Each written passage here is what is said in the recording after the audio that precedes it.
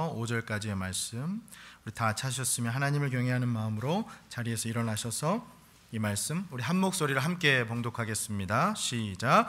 바울이 더베와 루스드라에도 이름에 거기 디모데라 하는 제자가 있으니 그 어머니는 믿는 유대 여자요 아버지는 헬라인이라. 디모데는 루스드라와 이고니온에 있는 형제들에게 칭찬받는 자니 바울이 그를 데리고 떠나고자 할새 그 지역에 있는 유대인으로 말미암아 그를 데려다가 할례를 행하니 이는 그 사람들이 그의 아버지는 헬라인인 줄 다 알미러라. 여러 성으로 다녀갈 때에 예루살렘에 있는 사도와 장로들이 작정한 규례를 그들에게 주어 지키게 하니 이에 여러 교회가 믿음이 더 굳건해지고 수가 날마다 늘어가니라. 아멘. 우리 자리에 앉으시겠습니다. 우리 말씀을 위해서 함께 기도하겠습니다. 하나님 아버지, 지금도 살아계셔서 이 말씀을 통해 우리에게 역사하시는 하나님, 하나님의 그 놀라우신 은혜를, 말씀의 은혜를 사모하며 지금 이 자리로 나와왔습니다. 예비하신 그 말씀을 우리에게 들려주시고 오직 주님의 십자가 예수 그리스도의 이름만 드높이는 시간이 되게 하여 주시고 말씀을 듣는 우리 모두가 주시는 그 감격과 기쁨으로 이 예배의 자리를 떠나 또 세상 가운데 복음을 전하고 또 복음으로 훈련받는 귀한 영혼들 될 수 있도록, 우리 교회가 될 수 있도록 축복하여 주시옵소서. 살아계신 예수 그리스도의 이름으로 기도드리옵나이다. 아멘. 한자로 된 이 한국어 중에 본분이라는 말이 있습니다. 본분. 다 들어보셨죠? 사전을 찾아보면 정의가 이렇게 됩니다. 첫째, 사람이 저마다 가지는 본디의 신분, 이것을 영어로 표현하면 아이덴티티가 되겠죠. 또 둘째, 마땅히 지켜 행해야 할 직분이라는 뜻이 있습니다. 영어로는 duty가 되겠죠. 예를 들면 학생이 공부하는 것은 학생의 본분을 지키는 것이다. 부모가 자녀를 케어하는 것은 부모의 본분을 지키는 것이다. 이렇게 사용하는 것이죠. 여러분, 이처럼 우린 누구나 다 본분이 있습니다. 본분을 지키며 살아가죠. 본분을 망각해서는 안 됩니다. 저도 목사로서의 본분이 있죠. 하나님 말씀 잘 연구해서 공부해서 말씀을 잘 전하고 또 복음을 훈련시키고 복음을 또 전하고 또 성도님들 영적으로 잘 케어하는 것, 또 그 밖에도 여러 가지 일들이 제 본분이겠죠. 우리는 그렇게 본분을 지키며 살아갑니다. 본분을 망각해서는 안 되죠. 한 어머니가 교회 가기 싫어하는 아들을 타이르는데 아들이 교회 가기 싫어하는 이유 3가지 핑계를 댔다고 하죠. 첫째, 아침에 늦잠 잘 수가 없어서. 둘째, 성가대가 찬양하는 것이 화음이 너무 안 맞아서 듣기 싫어서. 저희 교회 얘기 아닙니다. 셋째, 장로님 대표 기도가 너무 길어서. 그러자 어머니가 아들을 타이르면서 이렇게 얘기했다고 하죠. 교회 꼭 가야 하는 이유 3가지. 첫째, 교회는 사람 보러 가는 게 아니고 하나님 만나러 가는 거고. 둘째, 예배는 선택이 아니라 필수고. 마지막으로 셋째, 네가 그 교회 담임 목사니까 꼭 해야 된다고. 처음 듣는 것처럼 웃어주셔서 감사합니다. 참 우픈 얘기죠, 여러분. 웃지만 슬픈 얘기입니다. 본분을 망각하면. 그렇죠? 여러분, 진지하게, 여러분 지금 본분을 지키며 살고 계십니까? 그리스도인으로서, 예수님의 제자로서, 하나님의 아들, 딸로서 여러분 본분을 지키며 살고 계십니까? 교회도 마찬가지죠. 교회도 본분을 망각해서는 안 됩니다. 무엇을 해야 될지를 몰라서 갈팡질팡 왔다 갔다 하거나, 그렇죠? 심지어는 전혀 해서는 안 될 엉뚱한 일을 하거나 본분을 망각해서는 안 됩니다. 교회, 무엇을 할 것인가? 지난주에 우리는 이 제목으로 말씀을 나눴습니다. 그리고 그 해답으로 예배를 통해 하나님께 집중하라라고 하는 메시지를 나눴습니다. 오늘은 지난주일에 이어서 아마 속편격일 것 같습니다. 교회 무엇을 할 것인가? 자, 여러분 한번 따라해 주시겠습니까? 양육과 전도를 통해 복음의 열정을 회복하라. 성경을 보면요, 이렇게 예수님께서 복음을 위해 살라고 아주 주신 큰 계명이, 큰 사명이 있어요. 대사명이라고 하죠. 위임령이라고도 하고, 영어로는 표현하면 여러분 더 쉽게 이해하실 겁니다. The Great Commission. 어디죠, 여러분? 성경에서 마태복음 28장. 여러분 잘 아시죠? 암송하는 말씀 19절, 20절 이렇게 말씀하지 않습니까? 그러므로 너희는 가서 모든 백성을 제자로 삼아 아버지와 아들과 성령의 이름으로 세례를 베풀고 내가 너희에게 분부한 모든 것을 가르쳐 지키게 하라. 볼지어다 내가 세상 끝날까지 너희와 항상 함께 있으리라 하시니라. 아멘. 여러분 잘 아시잖아요. 예수님께서 우리에게 주신 대사명입니다. 근데 이 대사명이 양육과 전도라는 우리 교회의 아주 두 가지 큰 사역과 아주 긴밀하게 연결되어 있습니다. 여러분 지난주에도 보셔서 아시겠지만 저희 교회 5가지 큰 사역이 있잖아요. 배너를 한번 보세요. 뭡니까? 예배, 양육, 섬김, 교제, 마지막으로 전도. 이제 이 가운데 양육과 전도는 영어로 discipleship 그리고 witnessing이라고 합니다. 그래서 discipleship은 양육과 훈련으로 그렇게 번역될 수도 있고 witnessing은 전도와 선교를 두루 포함하는 것이죠. 그래서 부디 오늘 저는 이 선교와 훈련, 양육과 전도라고 하는 두 축, 두 기둥, 두 날개에 대해서 우리가 하나님 말씀으로 다시 한번 각성되어서 우리가 이 사명을 위해서 우리 교회가 충실히 살아가기로 결단하는 시간을 좀 가졌으면 좋겠습니다. 부디 이 말씀을 통해서 우리 각자와 우리 교회가 복음의 대사명에 관한 영적인 각성이 있기를, 그래서 교회의 본분을 지켜서 복음을 듣고 전할 뿐만 아니라 복음으로 훈련받고 양육되어지는 삶 살아가는 여러분과 저 우리 교회가 될 수 있기를 주님의 이름으로 축원합니다. 자, 교회 무엇을 할 것인가? 자, 질문에 대한 해답을 찾기 위해서 오늘은 한 인물, 성경 속의 한 인물과 한 교회의 모습을 한번 보려고 합니다. 먼저 한 인물인데요, 오늘 본문 사도행전 16장을 보면 정말 이 주님의 대사명을 자신의 평생 충실히 지키려 했던, 순종했던 인물이 있죠. 누구죠, 여러분? 아까 보았던 인물 가운데 사도, 벌써 까먹으셨어요? 사도 바울입니다. 오늘 본문을 보면 주님의 대사명에 누구보다도 철저히 순종했던 인물이 바로 나옵니다. 사도 바울이에요. 자, 그가 어떻게 살았는가? 크게 두 가지로 한번 보려고 합니다. 첫째, 성경은 지금 사도 바울이 담대한 용기와 열정을 가지고 복음을 증거했다고 기록하고 있습니다. 1, 2절 다시 한번 보십시오. 1, 2절 우리 함께 한번 읽어볼까요? 시작. 바울이 더베와 루스드라에도 이르매 거기 디모데라 하는 제자가 있으니 그 어머니는 믿는 유대 여자요 아버지는 헬라인이라. 디모데는 루스드라와 이고니온에 있는 형제들에게 칭찬받는 자니. 아멘. 여러분, 이 본문의 배경, 바울이 이제 막 2차 전도 여행을 시작한 때입니다. 여러분 잘 아시는 것처럼 1차 전도 여행 때는 어디를 갔죠? 소아시아에 있는 여러 도시를 다니면서 이방인들에게 복음을 전했어요.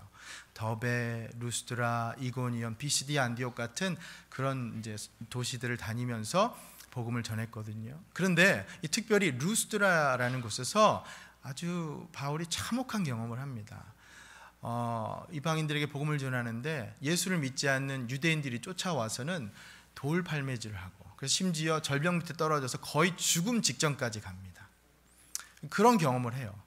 그러다 보니까 이 바울이 갔던 이 도시들, 선교지들은 사지입니다. 죽음의 땅이라고 하는 것이죠. 그렇죠? 마치 전쟁으로 얘기하면 전선 가장 최일선, 최전방의 그런 선교지와 같은 것이거든요. 근데 바울은 여러분 지금 보셔서 아시겠지만 그곳을 지금 다시 갑니다. 자신이 구사일생으로 극적으로 다시 살아났던 그곳을 다시 가거든요. 참, 맨정신으로 어떻게 이런 일을 가능하겠어요? 그렇죠? 우리가 상식적으로 생각하면 제정신이 아닌 것이죠. 우리 아이들 많이 아는 표현 정말 crazy죠, crazy. 어떻게 이게 가능하겠습니까? 자신이 죽을 뻔한 그곳에 다시 가서 복음을 전하겠다고 지금 간 이 모습. 여러분, 우리 같으면요, 자신이 죽을 뻔한 그곳에, 예를 들어서 교통사고라도 심하게 난 그곳에 트라우마가 생겨서 가지를 못합니다. 일반 사람 같으면요. 그렇죠? 심지어 한국에 군대 갔다 오신 분들은 아시겠지만 군대 갔다 오신 분들은 군대가 있는 방향으로 돌아보지도 않는다고 그러잖아요. 하도 질려서, 힘들어서요. 그런 정도인데 바울은 지금 자신이 극적으로 살아났던 그곳을 다시 그곳으로 지금 그 적진으로 뛰어들어가는 것이죠. 근데 더 놀라운 게 뭔지 아세요, 여러분? 본문 속에 여러분 디모데라는 제자가 있지 않았습니까? 바울의 제자. 바울이 그게 죽을 뻔한 거 다 목격했을 거 아니에요. 근데 디모데가 그걸 다 목격하고도 바울의 제자가 됩니다. 예수님의 제자가 되죠. 대단한 사람들입니다, 이 사람들. 디모데 청년, 특별히 더 이 말씀을 잘 보십시오. 우리 바울 청장년, 이 말씀을 잘 한번 보십시오. 사랑하는 여러분, 이 바울과 디모데의 이 모습이 주님의 이 대사명을 충실히 수행해야 하는 우리에게 참 많은 도전을 주는 것 같습니다. 물론 오해는 하지 마십시오. 제 말씀은 지금 당장 여러분께서 그 선교의 최전선으로 뛰쳐나가시라는 말씀이 아닙니다. 적어도 여러분의 삶의 현장에서, 여러분 학교에서, 직장에서, 삶의 터전에서, 여러분 계신 그 처소에서 적어도 여러분께서 먼저 다가가셔서 예수 믿으십니까? 라고 입을 여는 그 용기와 열정, 그것을 바울과 디모데를 통해서 배울 수가 있어야 한다는 것이죠. 먼저 다가가는 용기 말입니다. 예수 믿으십니까? 아무리 바빠도 짬을 내는 열정 말입니다. 여러분, 그것을 우리가 이 말씀을 통해 볼 수 있으면 좋겠어요. 목사님, 전도 저하고는 거리가 먼 얘기인데요.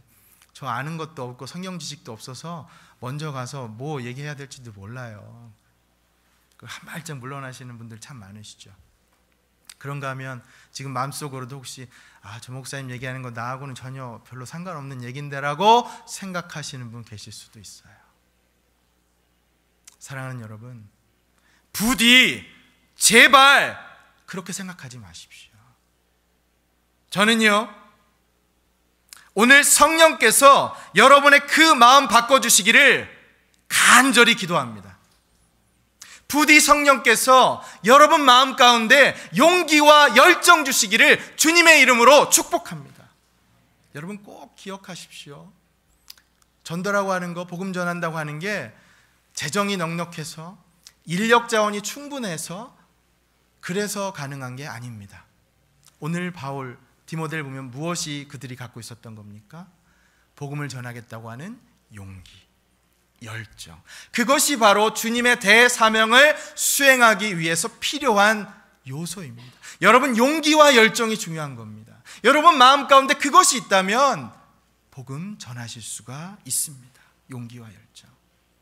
사랑하는 여러분, 저는 여러분과 우리 임마누엘 교회가 그렇게 담대한 용기와 열정을 가지고 주의 복음 전하는 자들 될 수 있기를 주님의 이름으로 축원합니다. 바울이 어떻게 주님의 대사명에 충실했는가? 두 번째, 바울은 담대하게 복음을 전했고요, 그것으로 끝나지 않고 계속해서 집중해서 이제 복음을 훈련시켰습니다. 가르쳤어요. 제가 강조하고 싶은 포인트는 바로 가르쳤다라는 겁니다.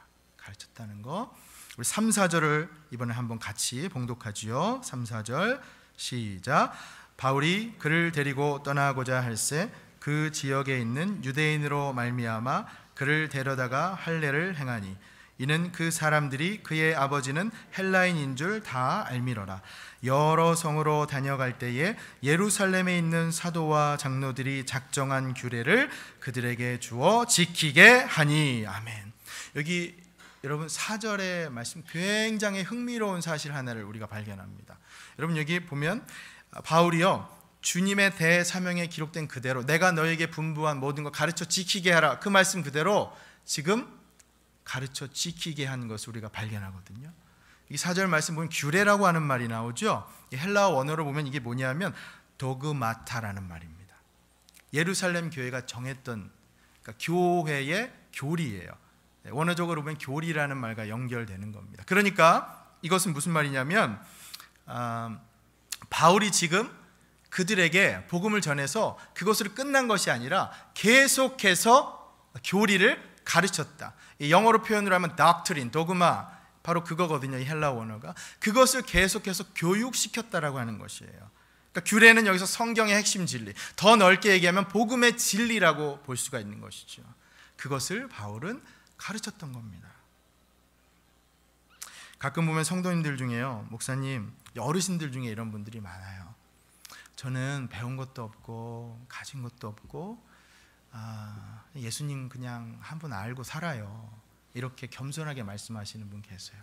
근데 여러분 곰곰이 생각해 보세요. 따지고 보면 예수님 아는 거, 그게 우리 인생 전부 아닙니까? 그게 우리가 가진 거 다 아닙니까? 세상의 부귀와 지식 학문 다 알아도 복음 없으면, 복음 모르면 여러분 그거 다 말짱, 아무것도 아닌 거 아닙니까? 그렇죠. 바울이 지금 그렇게 살아간 모습이죠. 자, 여러분 여기 바울을 보시면 평생 그렇게 주님의 대사명을 충실히 감당하기 위해 살아갔던 모습을 봅니다.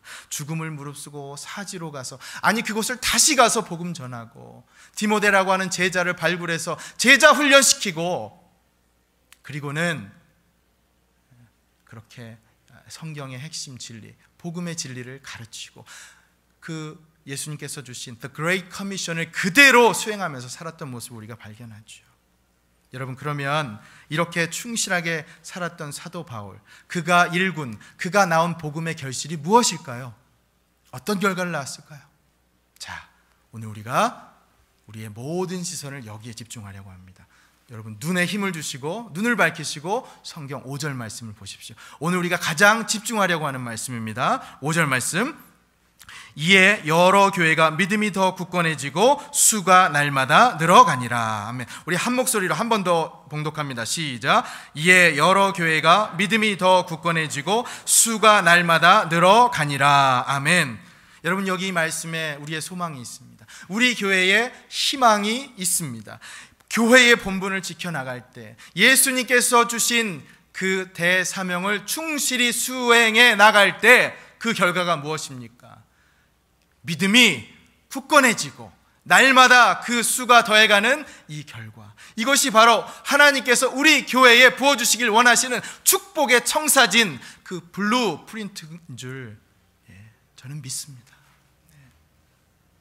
저는 우리 교회가 이런 교회가 될 수 있게 정말 간절히 기도합니다.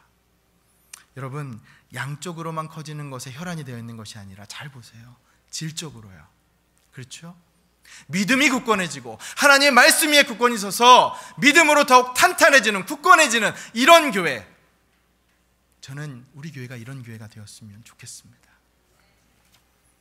여러분 혹시 아직 아침 식사 안 하신 분 시장하실 수도 있는데 죄송합니다. 이런 질문 한번 드려볼게요. 만약에 말입니다, 지금 정말 하이 퀄리티의 최고급의 음식이 있어요. 근데 아주 소량이에요.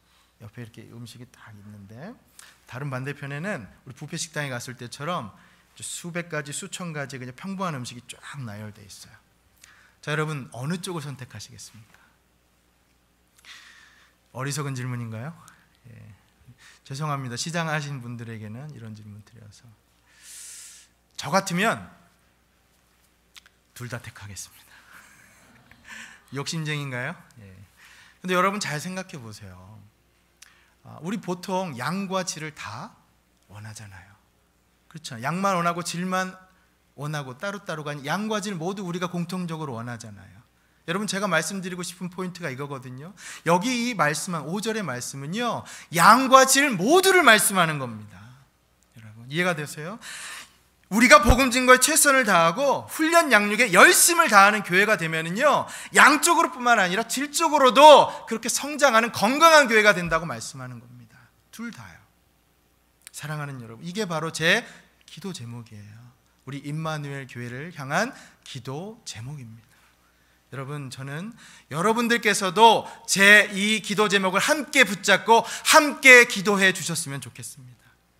우리 교회가 정말 예수님의 대사명, 이 충실해서 양육과 전도에 전념해서 양적인 것에만 그렇게 집중하는 것이 아니라 질적으로도 영적으로도 더욱 성장하는 건강한 교회가 될 수 있기를 주님의 이름으로 축복합니다. 아멘. 교회 무엇을 할 것인가? 자, 이번에는 우리 이것을 좀 더 깊이 묵상하기 위해서 초대 교회의 모습을 한번 보려고 합니다. 한 인물을 보았으니까 한 교회의 모습을 한번 보려고 하는 거예요. 여기 초대 예루살렘 교회로 한번 가보겠습니다. 오늘 본문은 아니지만 사도행전 2장 말씀을 한번 찾아보시겠어요? 사도행전 2장, 제가 가진 성경으로는 189페이지입니다. 사도행전 2장 41절, 42절 두 절의 말씀 우리 찾으셨으면 함께 봉독할게요. 시작. 그 말을 받은 사람들은 세례를 받음에 이 날에 신도의 수가 3,000이나 더하더라. 그들이 사도의 가르침을 받아 서로 교제하고 떡을 떼며 오로지 기도하기를 힘쓰니라. 아멘. 여러분 여기 말씀의 배경 잘 아시죠? 그 유명한 오순절 성령 강림 사건을 배경으로 합니다. 여러분 이때 사도 베드로의 설교를 듣고 성도 수가 얼마나 더했죠? 3,000이나 더했습니다. 놀라운 일이 벌어지죠. 그리고 난 다음에 여기 우리가 함께 봉독한 말씀처럼 사도의 가르침을 받아 서로 교제하고 떡을 떼며 기도하기를 힘썼습니다. 여러분 저는 이 표현 중에 사도의 가르침을 받아라고 하는 이 구절에 한번 주목해 보면 좋겠어요. 사도의 가르침을 받아. 여러분 이게 그저 지나치기 쉬운 아주 평범한 말일 수 있지만 실제로는 너무나 아주 중요한 말입니다. 왜 그럴까요? 사도의 가르침을 받는다는 것, 이것은 교회가 교육과 훈련을 받는 배움의 공동체라는 것입니다. 여러분 교회는 예배가 중심이 되어야 하고 그 다음 교육과 훈련의 공동체가 되어야 합니다. 복음을 듣는 것에 그치지 않고 전하는 것에 그치지 않고 복음으로 훈련받고 양육되어져야 한다는 것이죠. 자 여러분 이렇게 한번 생각해 보세요. 초대교회가 말씀드린 것처럼 오순절 성령 강림 사건으로 시작됐잖아요. 그렇죠?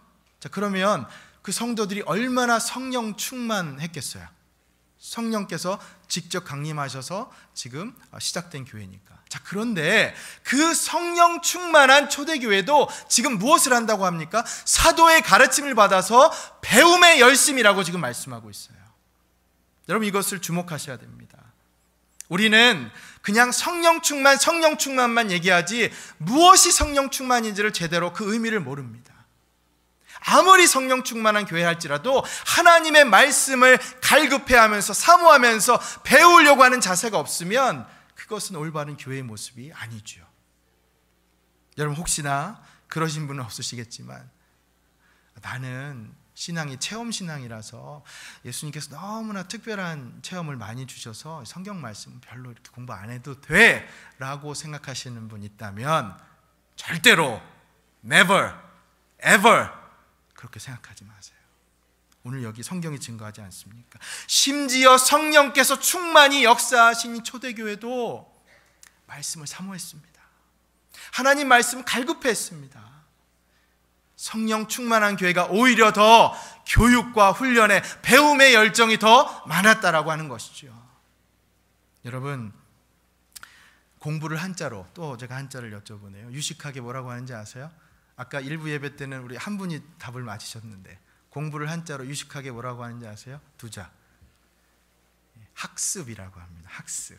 맞추신 분 계신데 학은 배울 학이잖아요. 그죠? 습은 익힐 습이라는 말입니다. 그러니까 학습은 뭐냐면 배운다 그리고 익히고 반복한다라는 거예요. 그러니까 학만 있으면 배우는 것만 있으면 습이 없으면 반복하고 익히는 게 없으면 어떻게 될까요? 다 까먹어요. 이해가 되십니까? 여러분 공부가 그런 겁니다. 여러분 그러니까 내가 10년 전에 20년 전에 나는 무슨 훈련을 받았고 나는 무슨 공부를 했고 과거 얘기 너무 하지 마세요.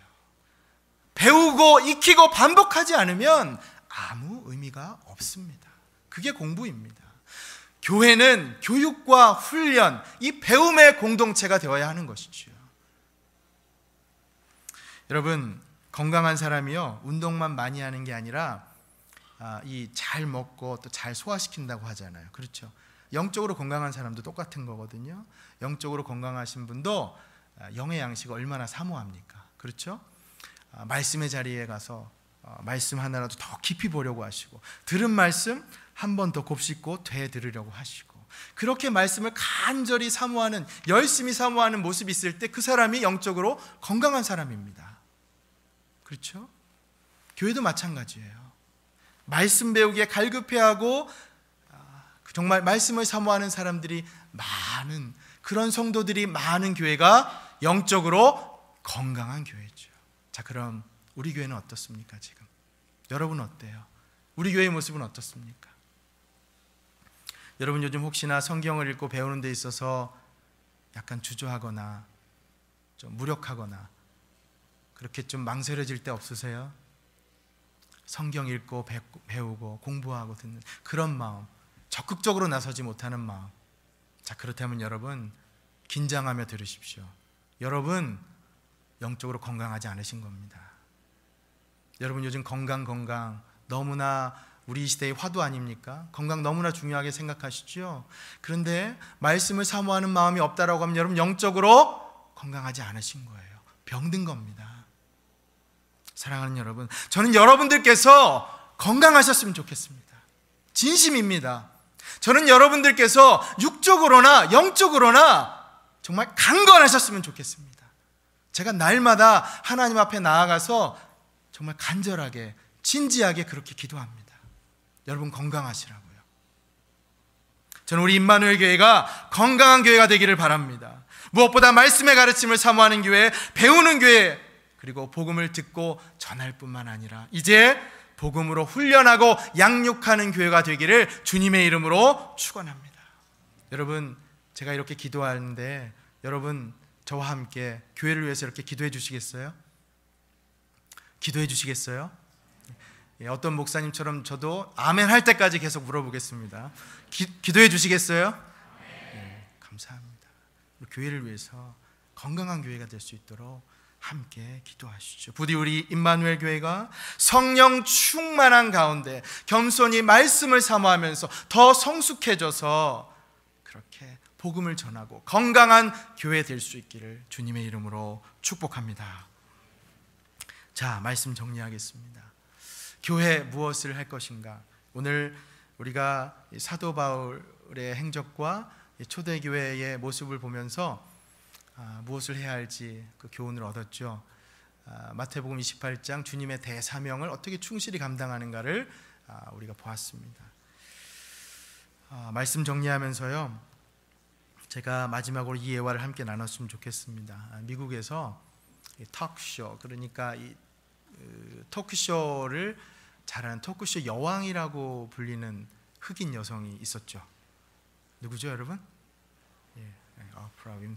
오프라 윈프리. 여러분 다 아시죠? 이 윈프리의 일화 가운데 아주 유명한 게 있는데 아마 많이 들어보셨을 거예요. 그래도 제가 이 이야기를 참 자주 인용해요. 왜냐하면 이 이야기를 인용할 때마다 복음의 기쁨을, 감격을 누릴 수가 있거든요. 어떤 일이었었냐면 이 윈프리가 한 번은 자기 쇼에서 깜짝 쇼를 합니다. 어떤 쇼냐면 형편이 어려운 사람, 좀 가난한 사람들이 자기 고물차를 새 차로 바꿔야 하는데 그러지 못한 사람들이 있을 거 아니에요.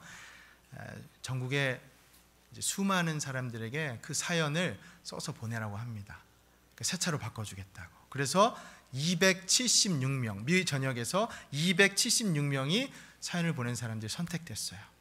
그리고는 그 이제 방청객으로 그 쇼에 같이 참석을 해서 한 사람 한 사람 일일이 이름 불러가면서 앞에 나와서 차 한 대씩을 선물합니다. 11명을. 그리고 이제 12번째 마지막 12번째 차를 선물한다고 작은 상자에 그 키를 넣었다고 방청객 모두에게 상자 하나씩을 나눠주면서 키를 열어보도록 했어요. 자, 방청객이 상자 뚜껑을 열어봤을 때 어떻게 됐을까요? 모든 상자 속에서 그 차 키가 다 들어있었어요. 방청객에서 난리가 났죠. 와, 어떻게 이런 일이 있냐, 감사합니다. 모든 사람들이 276명이 다 새 차를 받았거든요. 깜짝 선물, 귀한 선물. 자, 여러분 오늘 예배 후에 지하 친교실에 가셔서 작은 선물 상자 하나를 받는다고 한번 상상만 해보세요. 상상만. 진짜 또 주무시다 일어나셔서 선물 준다는 얘기에 또 내려가셔서 선물 찾지 마시고요. 자, 여러분 얼마나 기쁘겠어요. 그렇죠. 생각지도 않았는데. 그런데 여러분께서 이미 그 선물 받으셨습니다. 하나님께로부터요. 복음의 선물. 그것도 거저, 공짜로, 은혜로. 그러니 여러분, 이 선물이 얼마나 귀한 선물입니까? 얼마나 값진 선물입니까? 예수님 자기 아들을 십자가에 못 박히면서까지 우리에게 주신 이 귀한 선물, 그런데 그 선물 받고 여러분 가만히 계시겠어요? 복음의 선물 받고 말입니다. 여러분, 제가 오늘 다른 거 다 기억하지 못하셔도 이거 하나만큼은 꼭 기억하고 돌아가셨으면 좋겠습니다.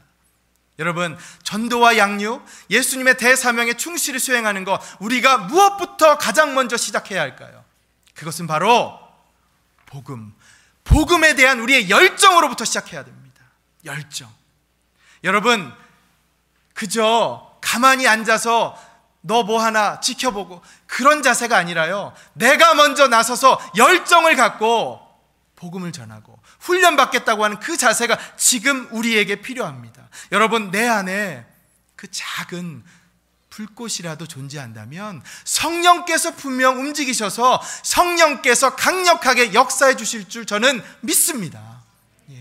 여러분 마음 가운데 작은 열정의 불꽃이 있다면 성령께서 바람을 부어주실 것이고, 성령께서 기름을 부어주실 것이고, 성령께서 능력을 주셔서 우리가 복음의 놀라운 역사를 다시 한번 보게 될 줄 믿습니다. 여러분, 그거 아세요? 열정이라는 말이요, 영어로는 enthusiasm이라고 하죠. 아내라는 말이고요, theos, 하나님이라는 말이에요. 두 단어가 합쳐진 겁니다. 하나님 안에 거할 때 열정이 생긴다는 겁니다. 여러분, 지금 마음 가운데 내가 열정이 없다라고 한심해 낙심하지 마세요. 하나님께 간구하십시오. 하나님 안에 거하실 때 여러분 마음 가운데 열정이 다시 짚어질 수가 있습니다. 복음에 대한 열정이 회복될 수가 있습니다. 그러니 여러분, 그 열정 가지시고 가만히 계지 마시고 어느 소그룹이든 순모임이든 기도의 자리든 새벽이든 밤이든 성경 공부하는 자리든 말씀의 자리로 나아가십시오. 복음 전하는 자리로 뛰쳐가십시오. 열정을 갖고 나아가십시오. 하나님 안에 거하는 열심을 보여주십시오. 저는 우리 교회가 그런 교회가 되기를 간절히 축원합니다. 지금 우리에게 필요한 게 바로 그것입니다. 열정. 복음에 대한 열정을 회복하는 교회. 사랑하는 여러분, 우리 교회가 부디 복음에 대한 열심과 복음을 향한 열정을 회복해서 하나님께서 은혜 주시어서 이제 앞으로 이 전도와 양육, 복음 증거와 복음 훈련하는 사역에 아름답게 쓰임 받을 수 있기를 주님의 이름으로 축원합니다.